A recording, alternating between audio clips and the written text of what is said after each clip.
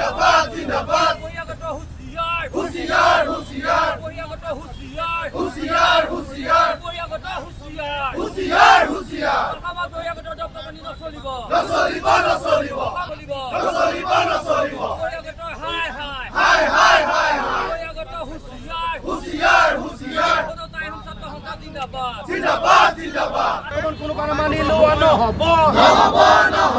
এই দাদাগিৰি বন্ধ হ'ব লাগিবই লাগিবই লাগিবই তাইহন ছাত্ৰ সন্থা জিন্দাবাদ জিন্দাবাদ জিন্দাবাদ তাইহন ছাত্ৰ সন্থা জিন্দাবাদ জিন্দাবাদ জিন্দাবাদ অসমৰ পৰিৱেশ আৰু পৰিস্থিতি বেলেগ হৈছে তাকে লৈ অসমীয়া ৰাইজ উদ্বেগত আছে অসমীয়া ৰাইজ চিন্তিত হৈ আছে সিদিনা শিৱসাগৰ ঘটনাৰ কথাই কওক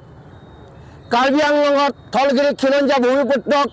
গো বেক টু চাইনিজ বুলি ক'ব পৰা সেই কথাই কওক ফেঞ্চি বজাৰৰ কথাই কওক ফটাশীল আমবাৰীৰ কথাই কওক বা পল্টন বজাৰ সেই যুৱকজনৰ কথাই কওক প্ৰতিটো ক্ষেত্ৰতে থলগিৰি খিলঞ্জীয়া জনতাক আক্ৰমণ কৰা হৈছে ফিজিকেলি এছাল্ট কৰা হৈছে আৰু এইখন অসমত থলগিৰি খিলঞ্জীয়া ভূমিপুত্ৰই তলমূলকৈ জীয়াই থকাৰ পৰিৱেশ কোনোবাই ৰচনা কৰিব বিচাৰিছে সেইকাৰণে আমি সদৌ তাই অঞ্চলত স্পষ্টভাৱে জনাই দিব বিচাৰিছোঁ যে এই ধৰণৰ আক্ৰমণ সহ্য কৰা নহ'ব থলগিৰি খিলঞ্জীয়া জনতাৰ ওপৰত এই ধৰণৰ বৰ্বৰ আক্ৰমণ কেতিয়াও মানি লোৱা নহ'ব আমি থলগিৰি খিলঞ্জীয়া যি ভূমিপুত্ৰ এইখন অসম আমাৰ অসম এইখন অসম স্বাভিমানী খিলঞ্জীয়া ৰাইজৰ অসম আৰু এইখন অসমত এনেকুৱা ধৰণৰ দাদাগিৰি যদি চলে আমি কেতিয়াও এইটো মানি ল'ব নোৱাৰোঁ আৰু বিহুৰ পাছত সমগ্ৰ অসমত ইয়াৰ বিৰুদ্ধে প্ৰতিবাদ হ'ব যদি এই আক্ৰমণ চলি থাকে এই পৰিৱেশ ৰোধৰ কাৰণে যদি প্ৰশাসনে কোনো বিহিত ব্যৱস্থা গ্ৰহণ নকৰে তেতিয়া অসমৰ পৰিৱেশ আৰু পৰিস্থিতি আমি সম্পূৰ্ণভাৱে বেলেগ কৰি দিম কাৰণ আমি জীয়াই থাকিব লাগিব আমি সন্মানেৰে বসবাস কৰিব লাগিব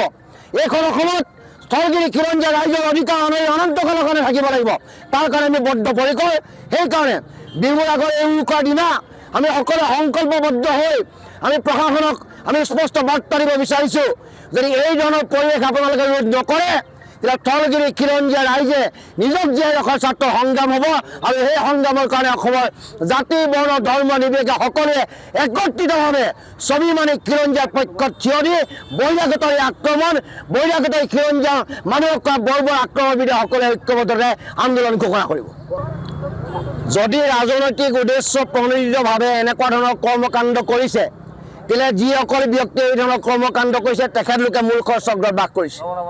আৰু কোনোবাই যদি ভাবে